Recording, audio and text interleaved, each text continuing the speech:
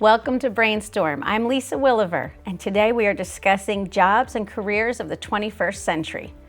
But before we begin, let's take a look at what's actually happening in today's job market. From the time kids are old enough to speak, someone will inevitably ask them, "What do you want to be when you grow up?" If a kid enjoys playing in a pretend kitchen, people assume they want to become a chef. If they build with blocks, carpenter or construction worker is the obvious choice. But the job market, as it tends to do, changes. While new jobs are added, other jobs go the way of Morse code. While many of today's jobs will continue to exist, tomorrow they may look a bit different. When today's wannabe superheroes reach college, they'll come face to face with some new and somewhat confusing job titles. And even though most 4-year-olds aren't mulling over a fulfilling career as a corporate brand strategist or a logistics configuration analyst, today's kids definitely need to be prepared for anything. To brainstorm this week's question, I've invited Dawn Hiltner, a former elementary school teacher and the Associate Director of Organizing and Coalition Building for the New Jersey Education Association, and Dr. Leon Ciccarello, who brings over 20 years of experience in energy and trading utility markets in the United States and Europe, as well as large-scale enterprise software products. Dawn, Leon, thank you for joining us. Thanks for having us. So, first question, since we're talking about careers and what kids want to do when they grow up, what did you want to be when you grew up? Dawn? When I was about 5, I wanted to be a waitress, and I did achieve that dream as I got living older. the dream. Yeah, I was living the dream. Excellent. Wasn't that much of a dream, though. It's a lot of hard work. Very So hard tip your work. servers well. Absolutely. And how about you, Leon? I was all over the place. I Hard was to the believe. Typical young boy with lots of interests, mechanics, but mostly mechanical background kind of stuff. And I imagine maybe you were driven toward the sciences.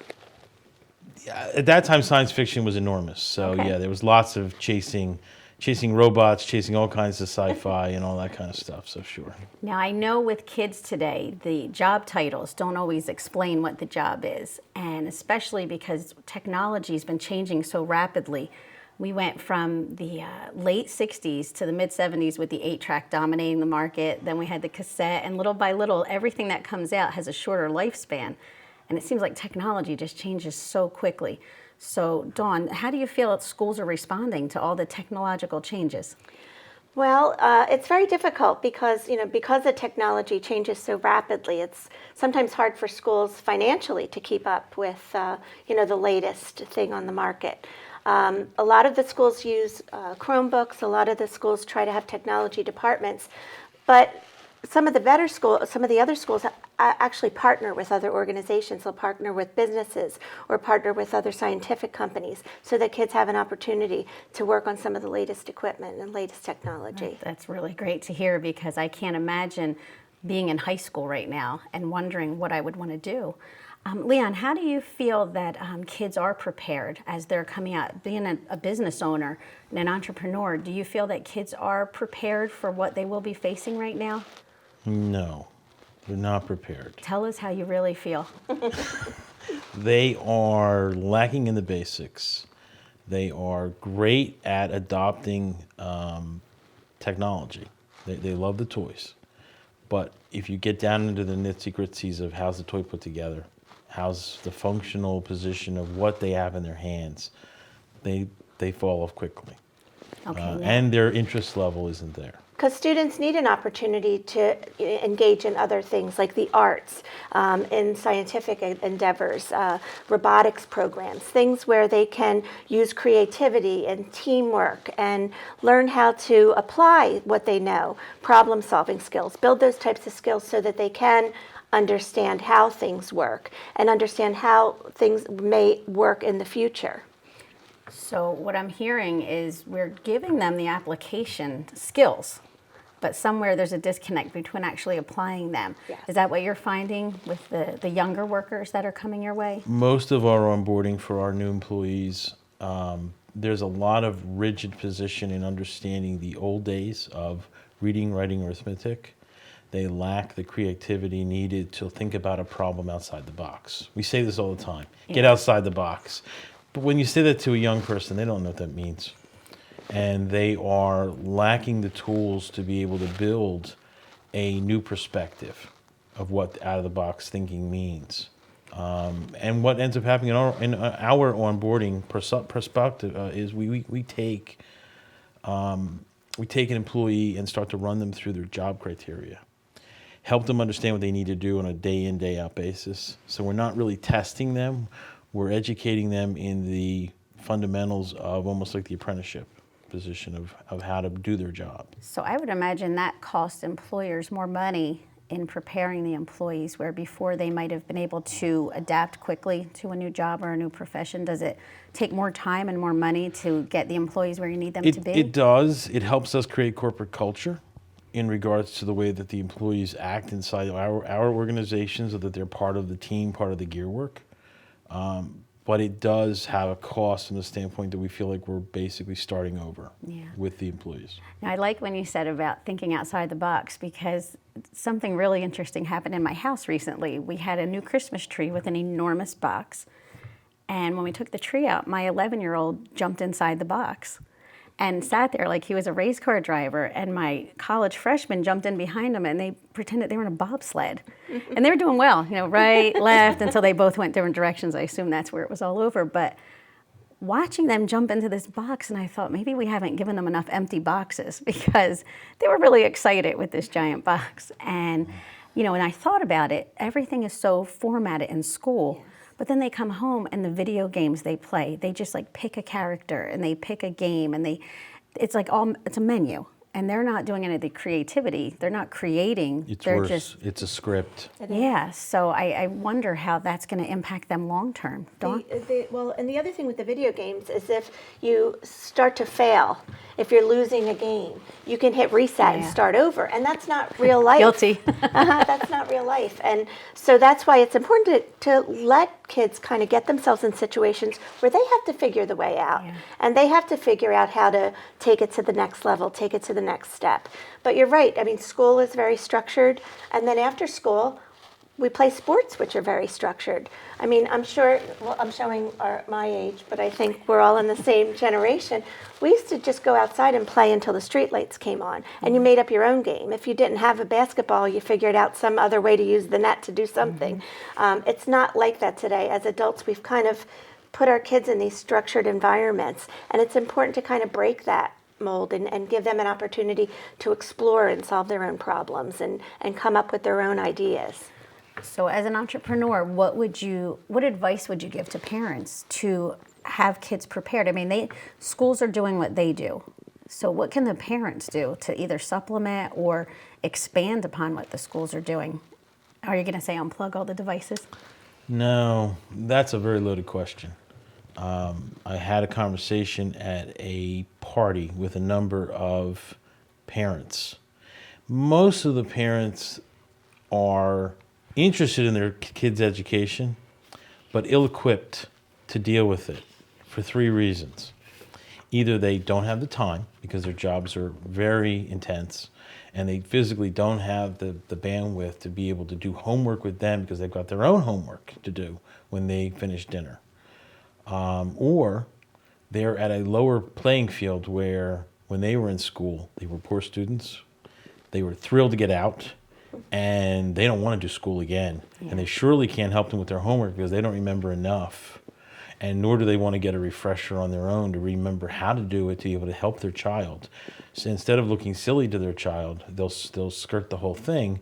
And one child left behind, all the kids left behind. That's because true. The parents aren't supporting them, and the teaching establishment is expecting the parents to pick up the slack, and they don't. Yeah, and I know even with my youngest, the math, I look at some of the math problems, and we've gone from the grade letters A, B, C, D, F to numbers, standard based. And I look at some of these, he'll get everything right, but he's got a 3. So we're, as parents, we're just trying to understand what the kids are going through. So I think it puts them at a disadvantage during this transition time that seems to be happening. We'll be right back after the commercial break.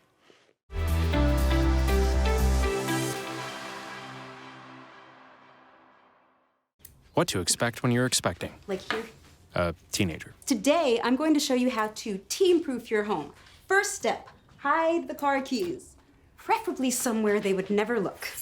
Challenges will come up. Be ready for them. Hi, honey. Ready for the... Mom, you don't use mannequins in the mannequin challenge. You don't have to know it all to be a perfect parent. Thousands of teens in foster care will love you just the same.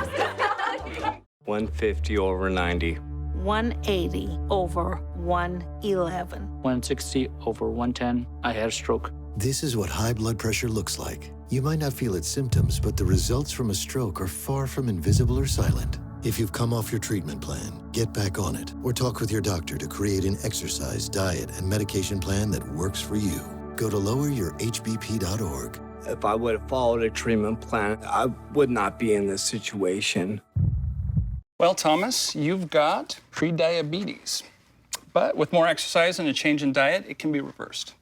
I've tried exercising. It just makes me hungry for bacon. I love bacon, too. And who really likes to exercise? Not me. Me neither. Nobody. So we're good? What? Oh, you still have pre-diabetes. Big time.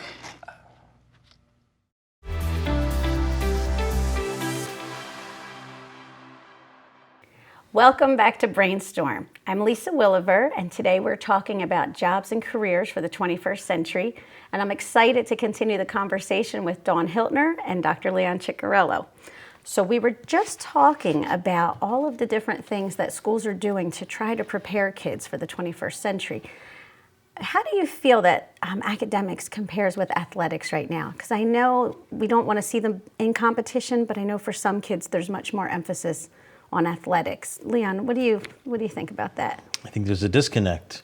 Okay. We award, everybody gets a trophy on the ball field, and in the classroom, we hold them accountable. It becomes uncomfortable. They fail. They don't want to do it anymore. They're not patted on the back as quickly as they are on the ball field. So there's a huge disconnect in the way that we're showing them how to succeed in life. And then they go to the path of least resistance. So they become athletic orientated. How about you, Dawn? And I think I completely agree. And I think a lot of times that when the athletics becomes more competitive, kids are more likely to drop out because they don't like to sit on the bench, or they don't like that their team's losing all the time. And there's a lot of education that goes into learning how to lose gracefully, learning how to make yourself better, learning how to put effort in, even if it's not always rewarded, because that's what real life is like. And I notice, my youngest is 11, and I notice in the elementary schools right now, the difference between the travel teams and the recreational teams. There's even a disconnect between how they play and how the parents respond on the field. It seems like the recreational leagues are more like when we were growing up. The kids are playing, they're having fun. It's not overly serious, but if you go to some of the travel teams, it's a lot of pressure on the kids, and I always wonder how that translates into other aspects of their lives. Do you think maybe if somebody's excelling on in athletics that might push them for academics, or maybe have the opposite? It's the opposite effect. In fact, most of the parents that are pushing their kids on the D1 team, that's their plan for paying for college. And unfortunately, it's a poor plan. The parents didn't plan, the kids are falling in the same trap. I've actually met several students. My older son plays ice hockey, and that's a big thing, is to try to get a scholarship for playing ice hockey for college. And some of the kids, once they get to the school, they start freshman year, they quit because they realize it's a 5-hour day between workouts and ice time that takes away from everything else, and it becomes their life, and they're not prepared academically to keep up. And I've known at least 2 or 3 children just in the past few years that have had to leave school. Well, because the high school doesn't hold them accountable to the grade average they have to maintain to be on the team, where the college does, period. And I think like you mentioned, the pressure from parents, this is how we're going to pay for college. It's a lot, because it's like a job. It's like the kid is now paying for college through their time and their sweat. What do you think, Dawn? We're fortunate. My son goes to a high school that's really a football powerhouse, and he plays football. he's not a star on the team by any means, but he enjoys being part of the team and goes to all the practices. But right at the beginning, the coach took all the parents in the room and said, you have a better shot of getting an academic scholarship than a football scholarship. Don't expect it. Focus on academics, because how you behave in the classroom, how you achieve, the way you treat women, the way you behave in public, all of those things amount to whether you play on Friday night. And I think it's just we're very fortunate to have a coach who has a very healthy attitude about football. He should have a video that's played at every league in every state across the country, because that's what it's all about. And to, the unrealistic expectations, to dispel the myths that if you're really good in your league or your town, that you're good enough to get those scholarships, because honestly, there's somebody in the next town who's just as good, and the town after that, That's and they true. don't get that. Another thing I wanted to discuss with you is the trades. I'm the daughter of a tradesman. My father was a butcher for 45 years, and he worked hard, but that was a skill. I mean, that he was trained, he was an apprentice. And then it seemed like for a while there, we started trying to steer every kid to college, whether they were prepared to go to college. And in doing so, I felt like we devalued our trades, and we need them. I think that's something we'll always need. So as a business owner, how do you see the devaluing of the trades? I mean, do you even agree with that? I do, and there's a big evolution in regards to the trades. We've replaced muscle with automation, and we're moving to the point where that is the norm. So the trades that required plowing a field, going out and doing something physical, doesn't exist anymore. Now you're asking the question, do we have enough knowledge in the core position to be able to do the trades that were revolved around sort of the gray matter and the ability to think through a problem and take the trade to the next level? That's where the opportunities of the future will be. But what that looks like tomorrow, I don't think any of us know, because things are maturing too quickly. Designed obsolescence is really the key factor to that, because we're designing things to become obsolete on purpose to create the next job or the next wave, so that we have a wave of investment in technology to keep the country moving. But where the people fall into that equation, it's a big crystal ball. It's scary, and it's got to be scary for so many people who are counting on a trade for a career. What do you think, Dawn? Well, I have a perfect example. My father was a printer, and he worked as a printer his whole career. And if he were out, say a young man today starting all over again, he would really have a hard time finding a printing job. Mm-hmm. Print shops have closed up everywhere. The nature of running those giant printing presses has changed. People are doing everything electronically. The annual reports are no longer printed. So he would be out of a job. Mm-hmm. And as a result, his pension keeps getting lessened because there's no printers putting into this plan anymore. So, that idea of just being very well-rounded, having the ability to, be creative, to learn new concepts, to always be learning. I grew up with my electrician. We're close in age, and he's one of the smartest men that I know, because he has had to adapt to new things every year practically. And we had solar panels installed, and to be able to then connect everything into the grid that we have, and to be able to connect a generator in. And I mean, there's just so many different aspects now that I don't think when he started his career he ever thought he would be dealing with. So the trades have gotten a lot more technical and a lot more skilled, I believe, than strictly using a shovel or pushing a plow, or it's really you really need a wide skill set. What now, mixing the trades with the modern technology, which trades do you think are going to be really great markets for kids that are in high school and are looking for something that they should focus on?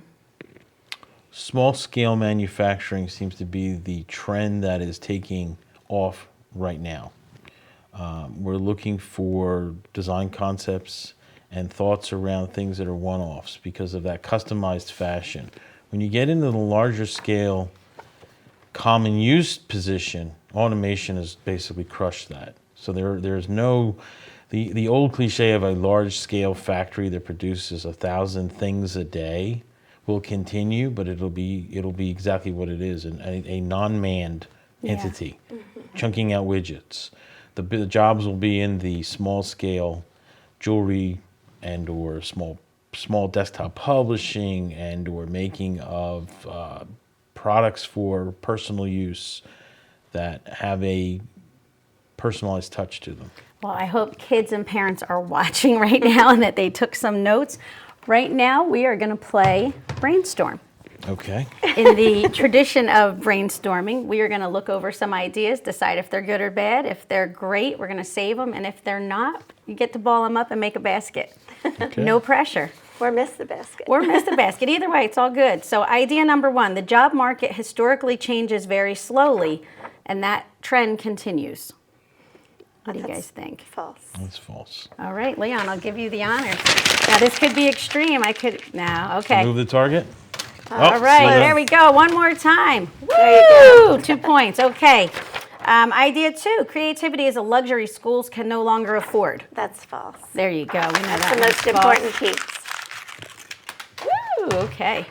Idea three, many sustainable careers will be found in the tech sector. Ah, sustainable. Sustainable. I can see you're stuck on the word sustainable. What do you think? Tech's always changing, right? Tech is always changing, and we're all looking for sustainable jobs because that's something that was inbred in all of our thinking. I get this career, and this career will support me my whole life. Yes or no? That's a no. All right, ball it up. Number four, many sustainable careers will be found in the medical sector. I would say true because we're always going to need Put that one doctors. down. Oh, so I keep this? The trades are best for low-achieving students who lack discipline. Oh, that's false. It's an awful stereotype. Both of you go at the same time. There we go. Two more. You ready? Yeah. Didn't see that. Excellent. Young people should expect to start at the top. False. Innovation requires creativity and skills. Yes. Yes. Excellent. Okay, idea number 8. Social skills are as valuable as career skills. Absolutely. Absolutely, if not more. More? Okay, I agree with that 100%. So Dawn, Leon, I want to thank you very much for being here right now. We're going to go to a break and we'll be right back.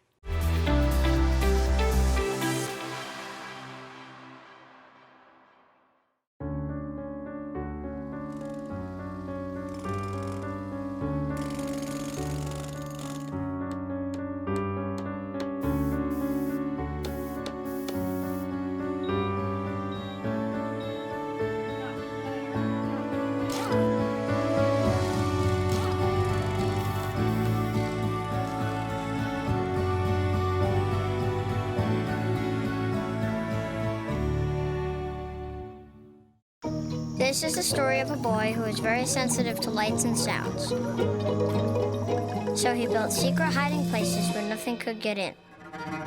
The boy didn't like looking people in the eye. It made him feel uncomfortable. One day, he found out he had something called autism. His family got him help, and slowly, he learned how to live with it better. Early intervention can make a lifetime of difference. Learn the signs at autismspeaks.org.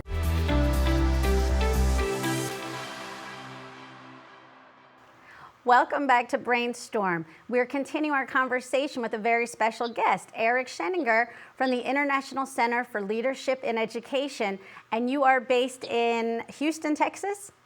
That is correct. Okay, very good. So I wanted to talk to you because I want to know where the jobs will be in Texas. What are you looking for areas of growth and sustainability? You know, it's difficult to say, but I'd say, you know, with all these changes we're seeing, this disruptive innovation in so many sectors, I think where the jobs are going to lie have to do with technology, information sciences, automation, artificial intelligence, because that's the direction that we're coming. We're seeing unprecedented change, exponential change in how technology is impacting the world. And I think any job that is connected to technology, that's where the careers are going to be at. So how are the Texas schools handling this shift in technology? Because never before have we had changes like we have now. And you have in your schools teachers who've been there for a while. I don't want to date myself, but the teachers that are my age and older, we know what a busy signal and a beeper and a VCR are. And then we have the newer teachers who have come out of college and they've never known life without the internet. So I imagine there's also a technology gap in educators as well as what we're trying to do with students. How do you handle that in Texas?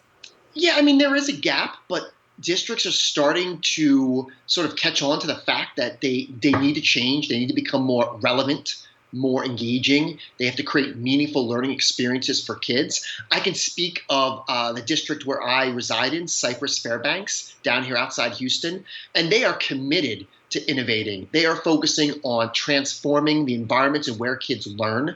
They're looking at school redesign. They're focusing on blended learning opportunities where technology is integrated with purpose to support and enhance student learning. And the district has also gone forward with bring your own technology to leverage the devices that students have. So, we're making a huge push down here, and I'm fortunate to be working in the schools in my current role, helping them with this transformation. But this is just one example. We need to begin to scale this work. Schools have to understand that we can't teach the way we were taught. We can't lead the way we were led if our goal is to prepare kids for a world that we have no idea what it's going to look like. We can no longer afford to prepare kids for something.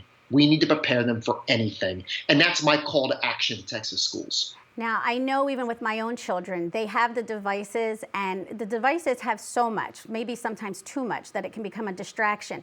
Are the schools working to really show the kids the power of the technology as far as learning goes? Because there's so many things that they have a device in their hand, and I feel like there's so much they could be doing with these devices. They have so much that they can learn at their fingertips instantly. So how do the schools handle that? Because there's so many distractions with technology. Great point. And I will say this, for the most part, kids know how to use technology. For the most part, kids do not know how to use their technology to support their learning. And that's where we need schools to step up. And we're seeing schools begin to really focus on innovative practices that allow students to use their devices to increase collaboration, innovate the way we assess learning, enable kids to learn about information and research like never before, transform timeframes around learning, and most importantly, let kids own their learning. There are so many amazing things that kids can do with technology now to not show what they know, but to show how they actually understand. And I think that is the role of schools. We are in the business to educate kids, and we need to educate our students on the power of their devices as a mobile learning tool. Well, I have to tell you, your passion and your expertise, I think, are exactly what we need to take our students into the 21st century and into the 21st century job market. So Eric, I want to thank you so much for being able to spend a few minutes with us. I hope to maybe have you back for a longer episode because you have a lot to share, and I think my viewers would love to hear that. So thank you very much. And to my viewers, thank you for watching another episode of Brainstorm.